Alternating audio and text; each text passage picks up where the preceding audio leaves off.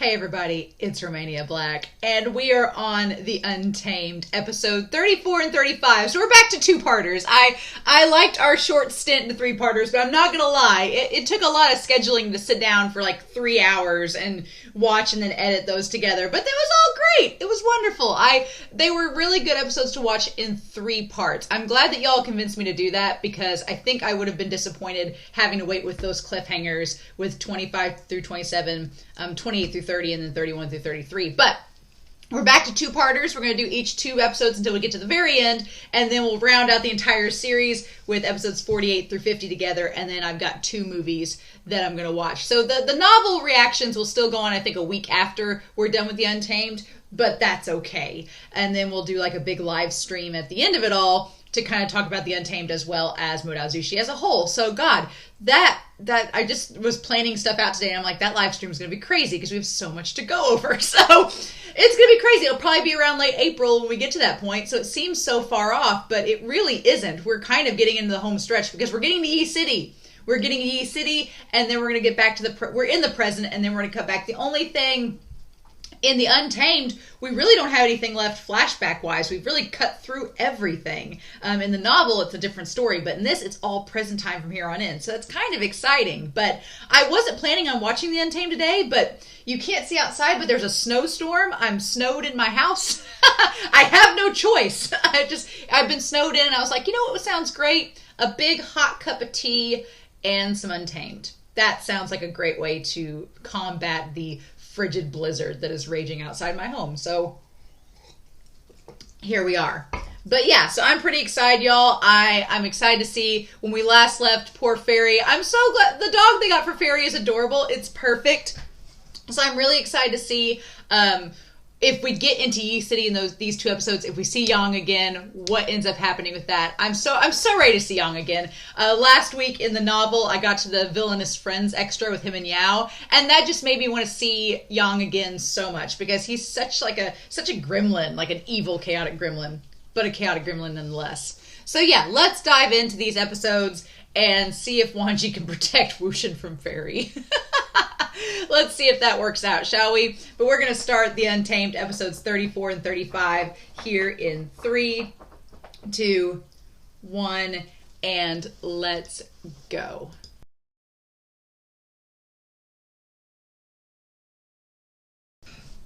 Oh. Yep, we're getting ready to get in the E-City. We are getting ready to get in the E-City. Indeed. Okay. So, interesting. It's very interesting how this all works out, because in the Donghua, I watched it all the way straight through, and right now we are at the events of the Donghua are in the 3rd season. The 3rd season of the Donghua is matching up to where the Untamed is now, right? But the novel does things so differently. So I've seen the Donghua version of E-City and the events of this episode. And then we've seen basically all of this covered in the novel so far. So the novel's covered all of this. And now it's time to experience this for a 3rd time, only in the Untamed version. So things are a little different. There's a little bit of change, especially with Yang involved. And I think that's because Yang has been shown so early on in this series. So they've kind of changed it up to fit it better. But, oh my gosh, knowing what we know now about Yao and HUAISANG'S acting, oh my gosh, and it just barely, it's so subtle. And if you hadn't read the novel and you hadn't watched the Donghua, which I'm, only to like chapter 68 in the novel right now, so I'm just barely over the halfway point, but if you didn't know from the end of the Donghua what comes out with HUAISANG, this is so subtle, but there's just like a little inkling of suspicion, just like in the Donghua, just an inkling of suspicion where you're like, HUAISANG, you're kind of odd. Maybe you're the one trying to hurt them. He's trying to get them to uncover everything because he wants to kill Yao. It's like, oh my gosh. And that little tease, what a tease of the key deviation. We're going to talk about that. What a tease. But yeah, no, I didn't have as many notes in episode 34. I took notes. They're going to be hard to read. But I didn't have a lot on 34 like I did 35. Episode 35, there's a lot go down. And I was like, okay. But yeah, episode 34, oh my gosh. I was more paying attention to everything happening in episode 34 because I knew what was going on in episode 34. Like, we've been through this scenario a couple of times. And so I was like, okay, I know what's going to happen. And I want to just focus in the moment on it. And oh my gosh. But Zahn's expressions, Zahn's acting and expressions when the dog is around, when Fairy's around and the other dogs, like, Bliss, he just just such an overly exaggerated face. It's very odd to see him act so over exaggerated, but Wuxian's character is so terrified of dogs, it kind of makes sense, and you kind of get where he's coming from. But I was like, oh my gosh, I was like, Zahn, like, he'd just been like, woo. It reminded me for some reason of Johnny Depp and Willy Wonka. For some reason, his facial expressions reminded me of Willy Wonka and the Johnny Depp version. I don't know why, but they just did. I was like, it was very, very different. But, oh my gosh. And Lan Zan's entrance to save him doing the damn somersault. Yibo is great as Wangji. Wangji is maybe my favorite character in this whole story. And Yibo, he has really won me over. Like, Zahn is perfect. Zahn is perfection as Wuxian. But Yibo has won me over. And some of the expressions he does in this episode, I'm like... Because you have to think, Wangji is trying... You have Yibo playing a man that is trying not to reveal to Wuxian that he loves him. He's trying to be cool, trying not to be flustered, but also kind of trying to let Wuxian know that he loves him and he's different from before. So there's a lot of layers going on there, and Yibo acts it very, very well. Yibo is great in this. But HUAISANG as Mr. Know-Nothing, the head shaker. Oh my gosh, I love it. I really like the domes, the burial mound, the saber hall. The Donghua... That's the one thing. When you read it in the novel, the Donghua just doesn't quite match up. The Donghua, it looks a little, not generic, but it just doesn't look like... I love the layout of this, where you had the headstone, you had the spires, you had... It looked like a mausoleum. It looked like a burial tomb. And so when he says later that it's their ancestral grave, you're like, oh yeah, I can see that. It's odd, but yeah, I can see it. In the Donghua, it's not... It just didn't look like an ancestral grave. In this, it did. And I love that. But Yibo, being in love, concerned, flustered, all those emotions, it's so good. But the suspended coffins of the Saber Hall, I loved it. I loved the way that it looked. And them going through each coffin and opening it up and seeing that they're all just sabers. And then being like, the hell? It's really, really good. And then that when they were interviewing, when they were using the inquiry on what turns out to be Ling's spirit, which I forgot about that, it turns out to be Ling's spirit, whenever it keeps saying, I don't know, whenever Wuxian's like, maybe it's HUAISANG. And it was supposed to be a joke, but in the back of your head, if you've read the Donghua, if you watched the Donghua, you're like, like it kind of is all, HUAISANG's behind a lot of this. Oh my gosh. And so then, yeah, HUAISANG running away, getting the sleeve. No, it wasn't his sleeve. It was the end of his robes by his feet that was cut. And then the curse mark on Ling. But gosh, Zahn's face and acting, it was so good. And him, we'll get back to him and Ling. But so the mask thing, I really liked the confrontation of Chang and him. The mask thing for the Untamed has been such a unique feature because in the novel and the Donghua, it's established that he's literally in Mo Jianyu's body, which he kind of is here. But his face looks like Wuxian from the past. That's why he wears the mask, to hide his face for anybody that would know what he looked like. And fortunately, most of the people that are around, most of those people died back in the day, so they're not around anymore to know that it's Wuxian. So the people that are really surrounding Chang and them, they're all new recruits. They're all younger members. They don't know what Wuxian looks like. So Wuxian can get away with it because it's been 16 years. But the people closest to him will know what he looks like HUAISANG, Wangji, and Chang.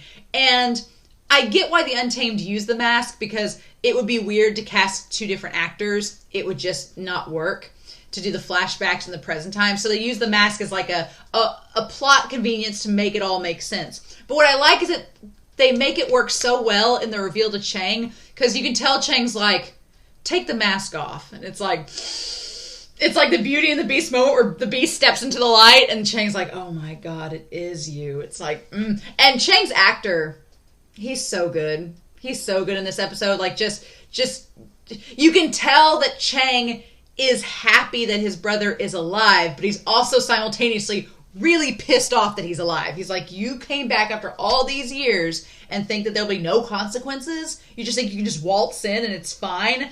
And you get where he's coming from, because he's had to not only be by himself for 16 years, raising baby Ling all by himself, but he's lost his sister, his brother-in-law, his family, and WangXian. And then WangXian shows back up, and all WangXian can do is be scared of Fairy in the moment. So of course Chang is like, I'm so mad.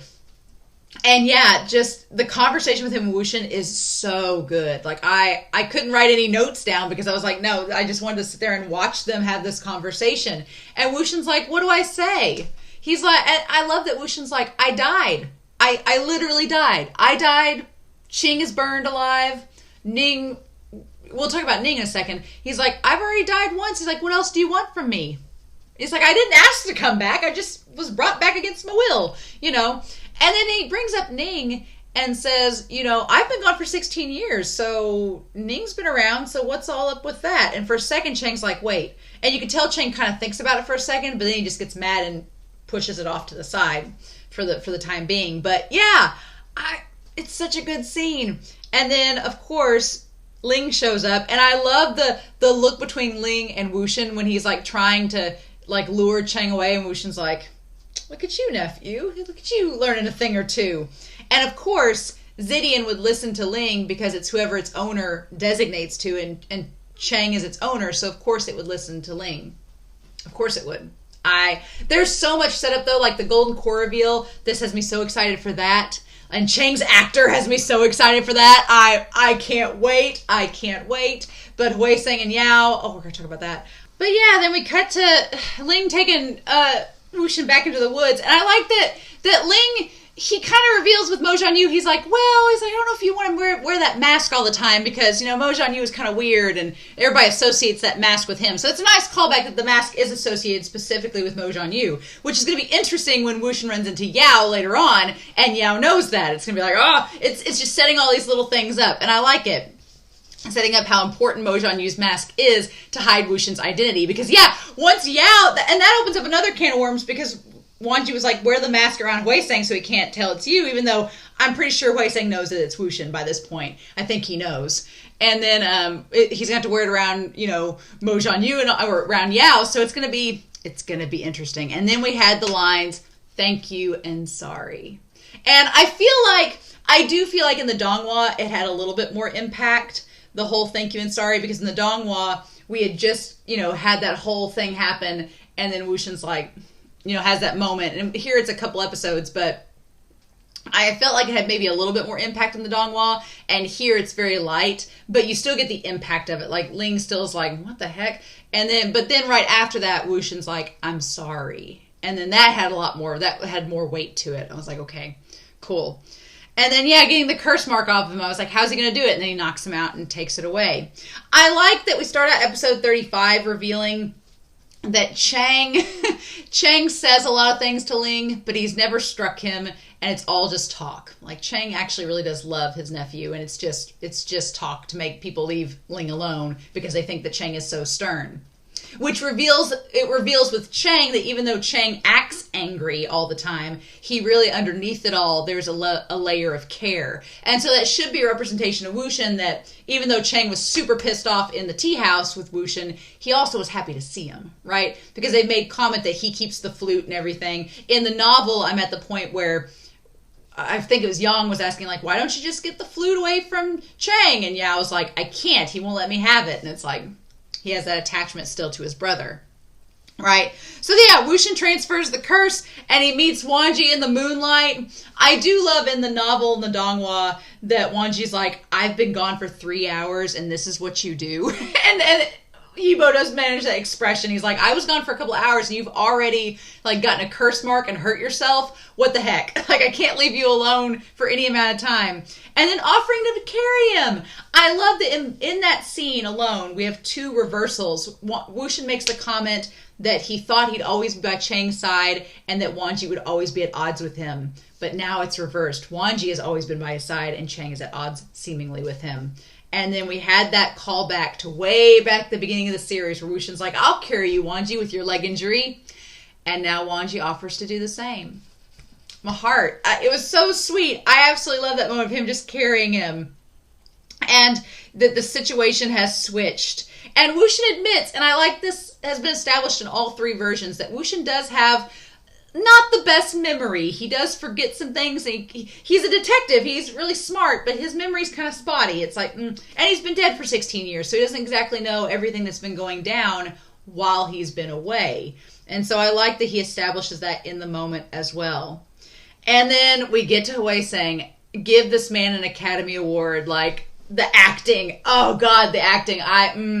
I think it's curious that throughout the last several episodes, the last like 3-parters that I've watched, HUAISANG has not been present. So you kind of forget about him. You kind of forget, you're like, oh yeah, HUAISANG, where's he been?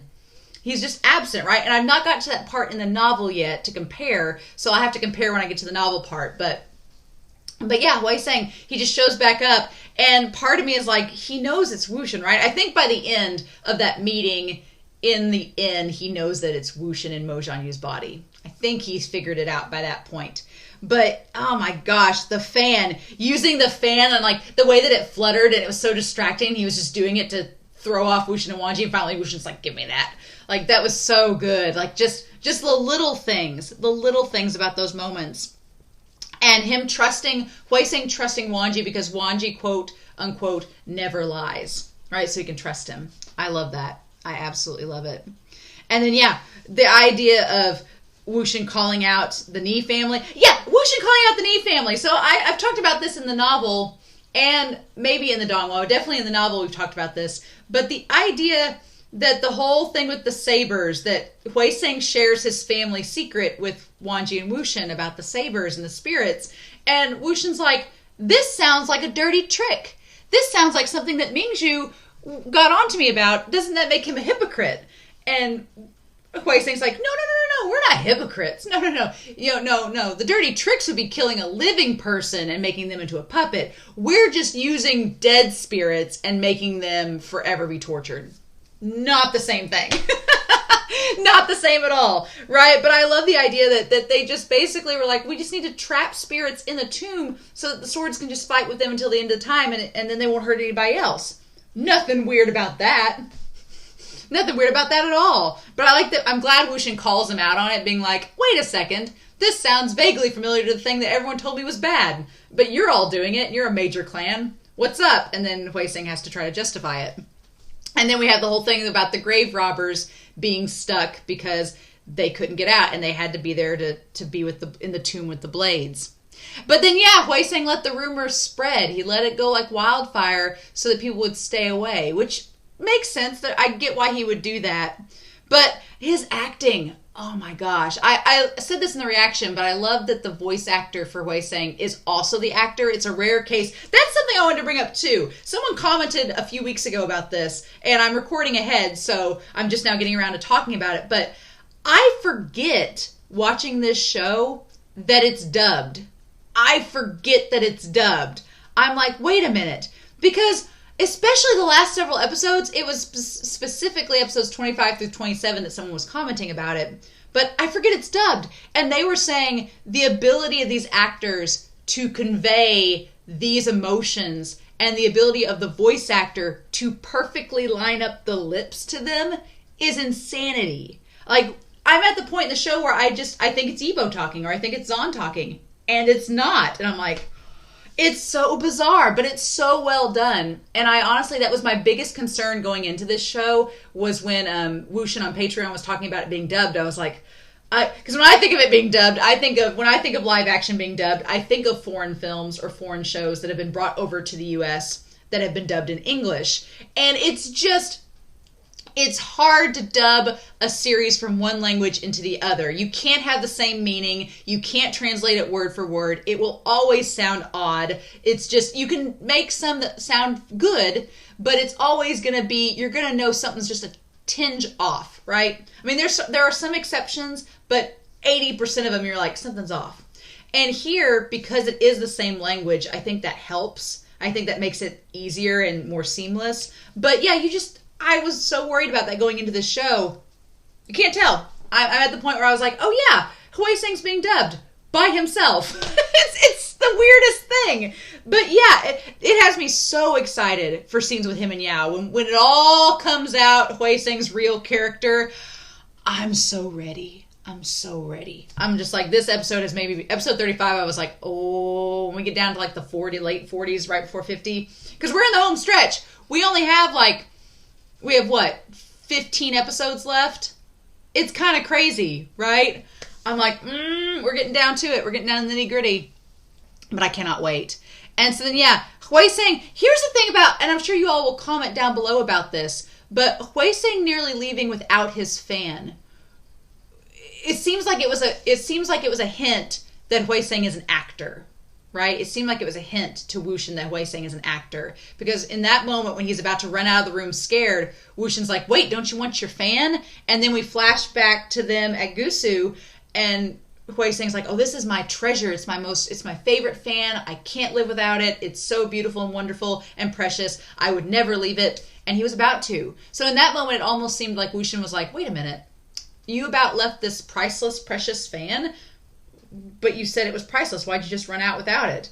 And then HUAISANG's like, oh, you have good taste. I'll take that with me. So it almost seemed like a moment where Wuxian was figuring out that maybe HUAISANG was acting a little bit. I don't know. I'm sure you all will comment down below about that scene, but that was my interpretation of the scene. But I'm sure y'all, if it's supposed to be different, will let me know down below. But then, yeah, Wuxian, teases Wangji, and he makes the flute. He teases him for playing bad back in front of Qirin, and Wangji's like, whatever, and he makes him the flute, and they start playing. But y'all, I wasn't ready for the Wangji smirk. Like, the smirk that got let out there, I was like, wait, what? I was not ready for the smirk. Wasn't ready for it. Was not ready for him to smile like that. I'm like, Wangji, just my heart, the fangirl in me exploding, because that was amazing. And then, yeah, the bag reacting to the curse mark, and they're making the connection because it's the knee body. All does that. And so, yeah, I'm going to look at my notes here about HUAISANG and Yao. That's what I was going to say. With HUAISANG and Yao, both of them, oddly enough, have been associated throughout this show with mending or creating things. Like, you had HUAISANG mending the wall after Wangji and Wuxian broke it in the Saber Hall. You have Yao making all the parties, making all the preparations, all the banquets, everything, like organizing and setting this stuff all up. And in both cases of HUAISANG and Yao both setting stuff up, Wuxian completely comes in and wrecks it. And I'm like, that seems like such an interesting parallel, especially with HUAISANG and Yao and where their characters go by the end of the story. I thought that was really interesting. But then, yeah, as that scene in the Saber Hall, when they go back to examine the bodies and the sabers goes on, you see that HUAISANG is like piecing things together, right? And figuring out exactly, he's getting on the same page as Wuxian and Wangji. Like, he's like, okay, this is where y'all are at. Okay. And you can tell in that moment that he like slides his hand across the coffin lid, like when HUAISANG does that. I'm like, oh, it's the briefest of moments where you just see HUAISANG reveal a little bit of his true self, like how, like, this revenge he's planned against Yao. And then, I'm sorry, but the preview of the key deviation scene, I'm ready. If that's all we see of it, I'm going to be sad, but here's the thing, the key deviation and Mingzhu dying, it's really good in the novel. The Donghua, it's fine, but I felt like it was a little rushed in the Donghua. But in this, the idea of seeing like just stuff exploding from inside Mingzhu and seeing like his body like exploding from the inside out, that's terrifying and disturbing. And him having the blood running down like all his face and his eyes and everything, it's really well done. And you can see like Yao has the cut on his head from... We're going to go back to it, I'm sure, but it's such a good moment, and I'm so ready to see it. I was like, that was such a tease, but I'm like, I'm so ready for it to happen, the key deviation. So yeah, and HUAISANG knows about the blade spirits, and it seems like, yeah, HUAISANG's the one that set everything up at the Mo Village, and it's all piecing together, right? And HUAISANG's involvement is all coming together. And when he's like, oh, well, we'll meet up again, it's like, yeah, you'll meet up again. I love how it's all set up, right?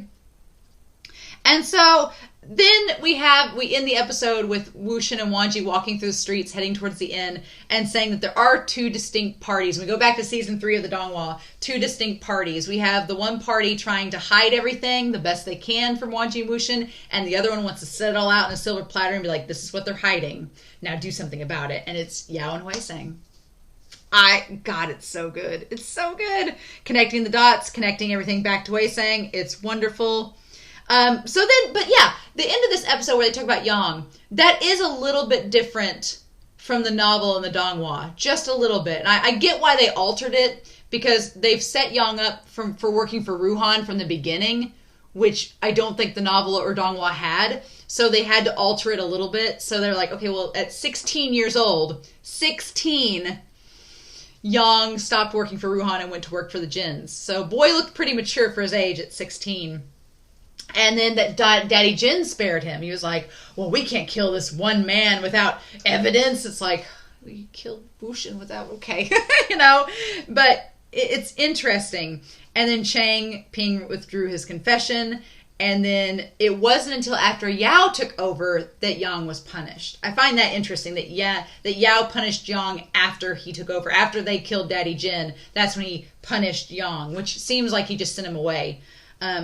But then, 16 years ago, Jingxin apparently slashed Ping's eyes and everything. And Jingxin being framed and Songlan looking for him after all these years.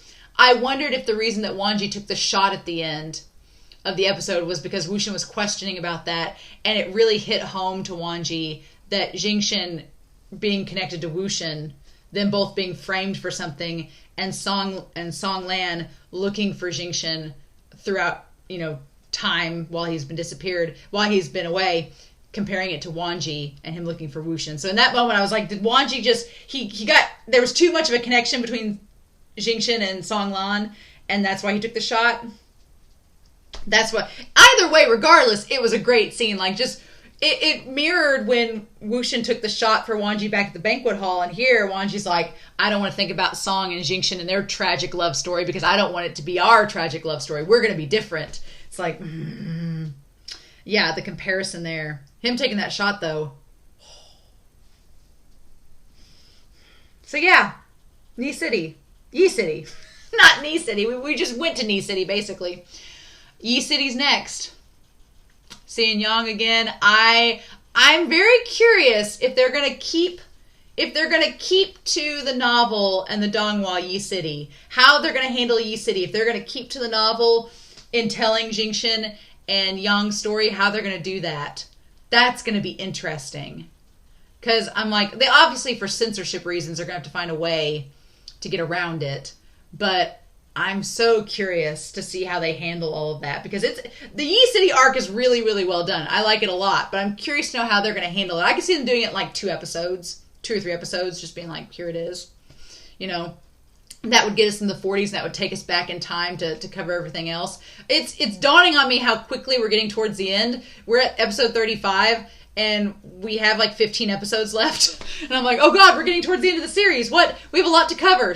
But we covered a lot of ground in these 2 episodes. So I'm very curious what's going to happen next. So I'm also curious to know your thoughts down below. I hope y'all enjoyed this reaction. It was a little toned down from the last week, but I think we needed that. After handling 2 deaths and a reunion after 16 years, I think having a little bit of downtime is very much needed. So I'm curious to know your thoughts down below, but we'll watch episodes 36 and 37 next week. So in the meantime, I hope y'all have a wonderful week. Please stay safe, take care, and I'll be back very soon with more of The Untamed.